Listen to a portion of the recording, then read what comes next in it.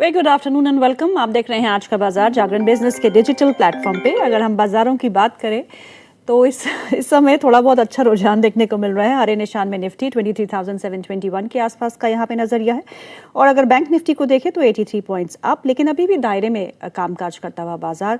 कोशिश तो है कि 23,800 के ऊपर की क्लोजिंग आज बाजार दे और उसके बाद रेंज जो है वो चेंज हो जाए, लेकिन अभी ऐसा कुछ नहीं लगता। दायरे में फंसा हुआ बाजार है और क्रिटिकल सपोर्ट जो है वो 23,350 के आसपास देखा जा रहा है, और रेजिस्टेंस जो है वो 23,800 के आसपास है, क्योंकि आज के मॉर्निंग सेशन में तो निफ्टी ने 23,800 के आंकड़े को भी पार किया था, लेकिन उसके ऊपर सस्टेन नहीं कर पाया। सो लेट्स सी आज की क्लोजिंग कैसी आती है।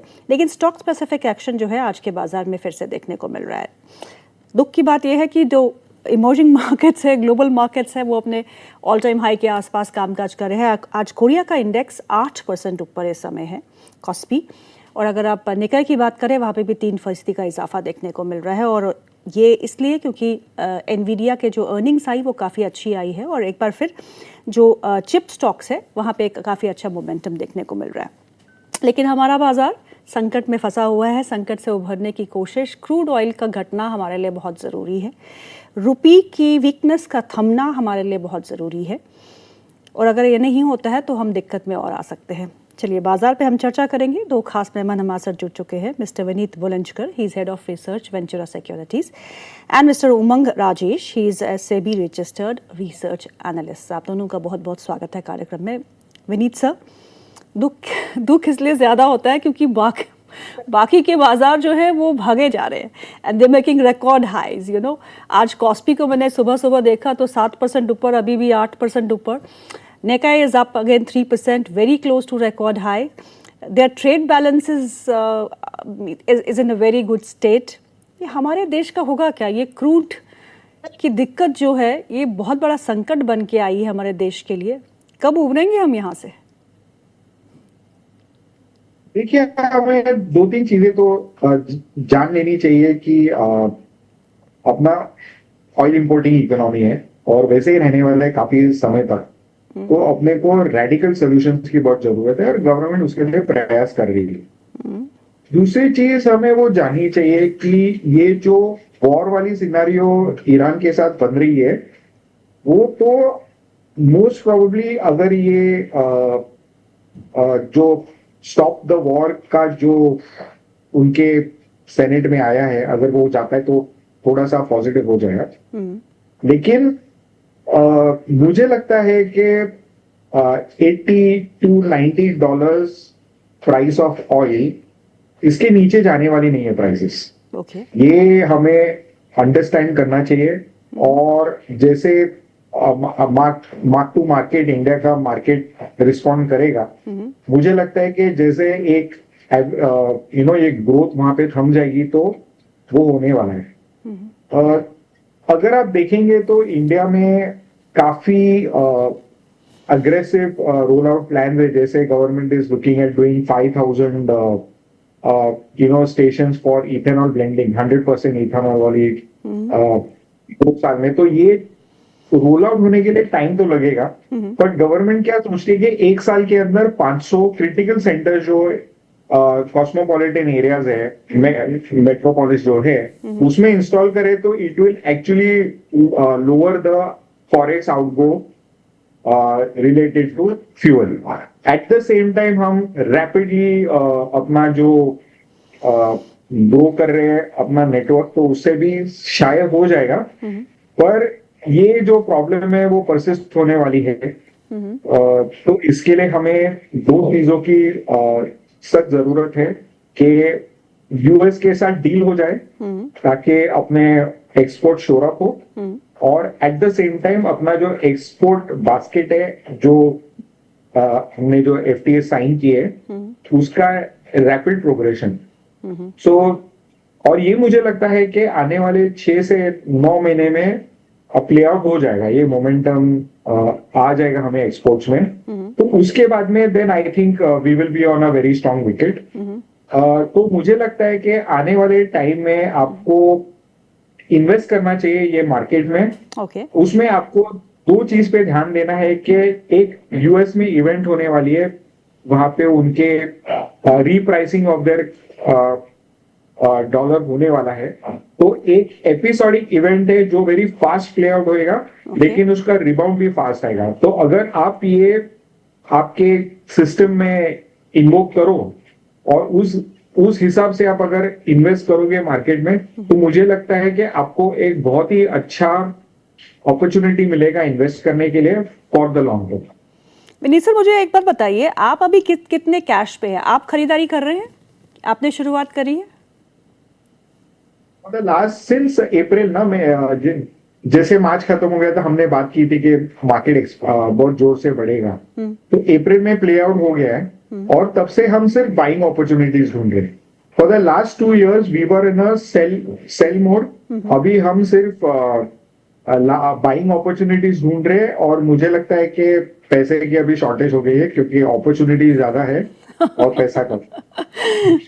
Okay Umang, thank you so much for joining in. Umang, आपके लेवल्स क्या कहती हैं? 23,350 for now is a crucial support for Nifty, और 23,800 के आंकड़े को आज तोड़ा तो सही, लेकिन सस्टेन नहीं कर पाए। सो यही रेंज बनी रहेगी, या फिर आपको लगता है कि कुछ सहारा और कुछ ब्रेकआउट ऑन द अपसाइड देखने को मिल सकेगा? मैम, स्टार्टिंग में जब ओपन हुआ था तब तो ऐसा लग रहा था कि 23,850 क्रॉस कर लेगा, और उसने क्रॉस किया भी, बट सस्टेन नहीं किया जैसा कि आप बोले, और क्लोजिंग नहीं आई। आर्ली बेसिस पे जब तक या डेली बेसिस पे जब तक क्लोजिंग नहीं आएगी तब तक कि हम इसी रेंज में रहेंगे, जो कि है अराउंड 23,850 से लेकर 23,350 के आसपास। तो ये जो 2% का मूव है वो 13th मई से या 12th मई से इसी रेंज के अंदर ही घूम रहा है निफ्टी। सो इधर वे जो भी ब्रेकआउट आएगा या ब्रेकडाउन आएगा, हमें उसी को प्ले आउट करना पड़ेगा, क्योंकि इन बिटवीन तो सिर्फ कंसोलिडेशन चल रहा है। नेक्स्ट डे आज बढ़ गया था, कल फिर से थोड़ा नीचे आ सकता है। सो जब तक ये रेंज ब्रेक नहीं हो रही है तब तक कि हमें नई रेंज नहीं मिलेगी। सो इफ 23,850 ब्रेक हो रहा है, सो 24,000 एंड 24,150 ये सब लेवल्स देखने मिलेंगे। बट जब तक ये ब्रेक नहीं हो रहा है तब तक के तो कंसोलिडेशन ही एक्सपेक्टेड है। उमंग, बैंक निफ्टी को भी देखिएगा, क्योंकि बैंक निफ्टी जो है क्लियरली अंडर परफॉर्म करता रहा है पिछले 1 महीने में अगर देखें तो।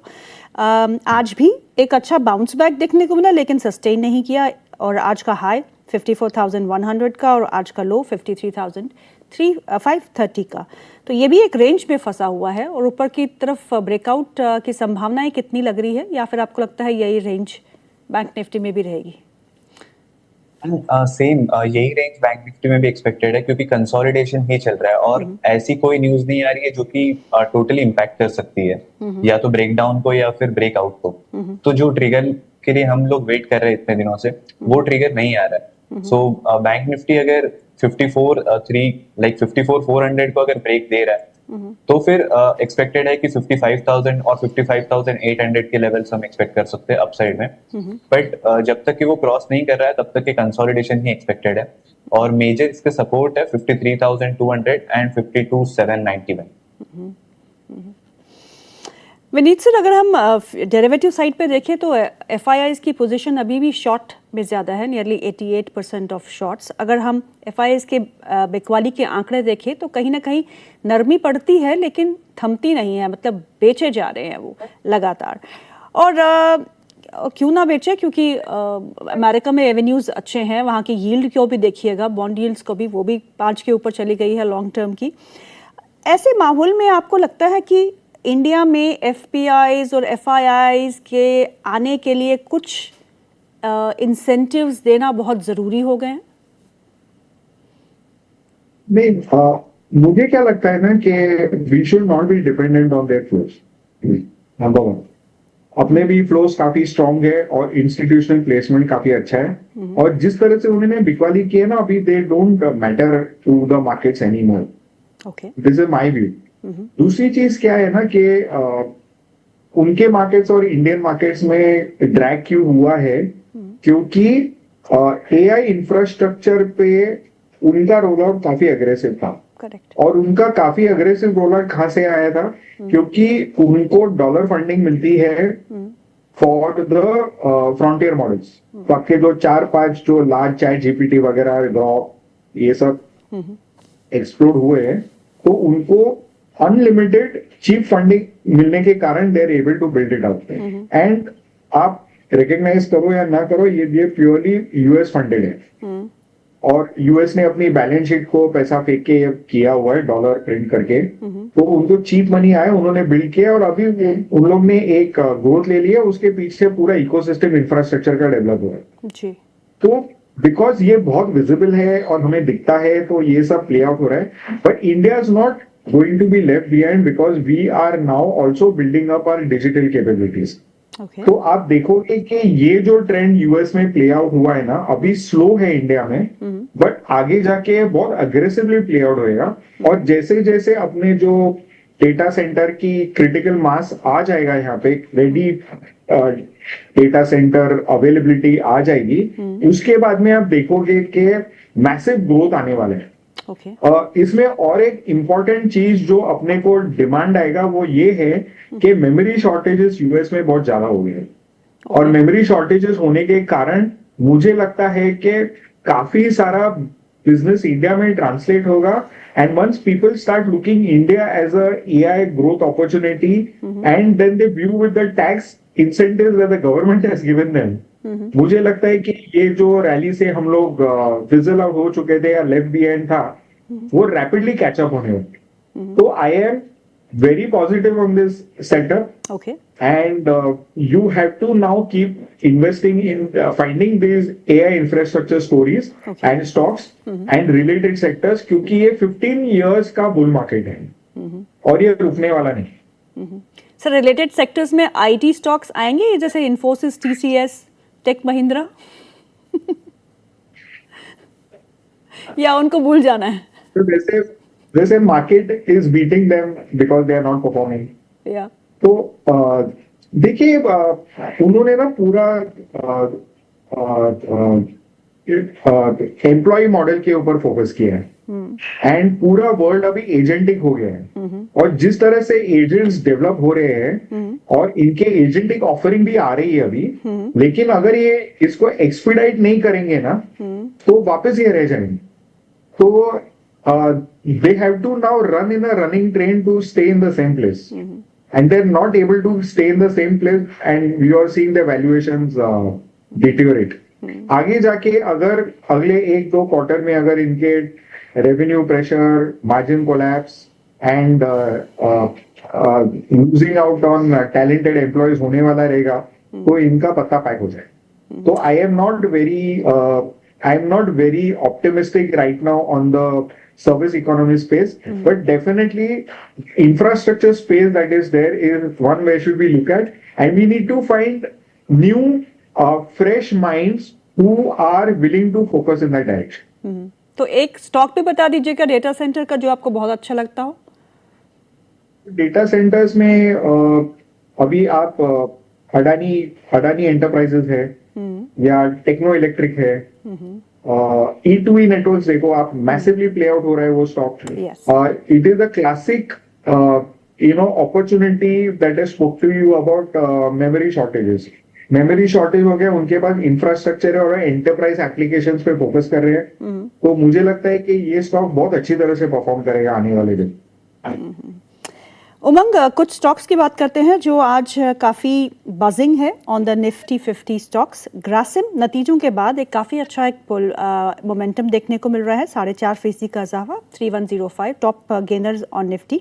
इंडिगो में बहुत दिनों के बाद एक 4% का इजाफा है क्योंकि क्रूड ऑयल के दाम जो है इंटरनेशनल मार्केट्स में लास्ट नाइट 5% गिरे हैं, तो 105 के आसपास ब्रेंट इस समय कामकाज कर रहा है। तो थोड़ा बहुत इम्पैक्ट जो है वो इंडिगो में देखने को मिल रहा है। अपोलो हॉस्पिटल्स और ये जो हेल्थ केयर की स्पेस है, it has been buzzing for quite some time now. So 3 of the stocks, Grasim, Indigo and Apollo Hospitals, क्या करेंगे?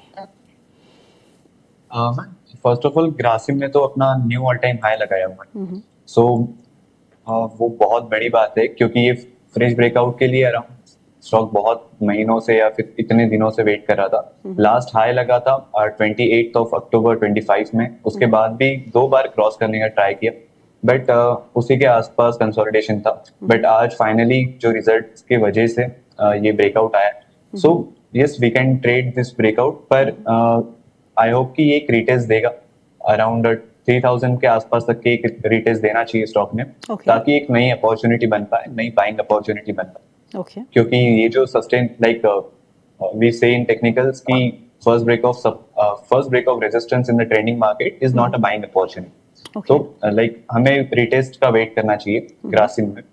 Then coming back to IndiGo, IndiGo तो अभी भी एक रेंज में ही है, बट इंडिगो ने एक लेवल क्रॉस कर ली है अपनी 4300 वाली। सो अभी नेक्स्ट रेजिस्टेंस इसका 4657 या 600 पकड़ सकते हैं। ओके तो उसके ऊपर अगर क्लोजिंग आ रही है डेली बेसिस पे या फिर वीकली बेसिस पे, तो उसके बाद अराउंड 5000 नेक्स्ट स्टॉप रहने वाला है। बट अगेन सपोर्ट अगर देखे तो 4152 के आसपास पे इसका सपोर्ट है और 4000 का सपोर्ट है। सो अगेन इंडिगो एक रेंज में ही। एंड अपोलो हॉस्पिटल्स की अगर बात करें, सो अपोलो हॉस्पिटल ने भी अपना एक ब्रेकआउट दिया है अभी, आज फ्रेश ऑल टाइम हाई लगाया हुआ है।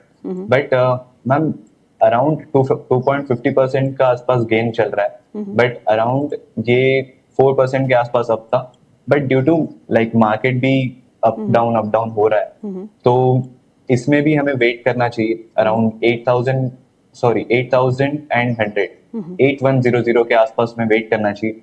अगर वहां पर स्टॉक मिलता है तो तभी आप एंट्री ले सकते हो इसमें, क्योंकि इसमें भी रिटेस्ट की मुझे लाइक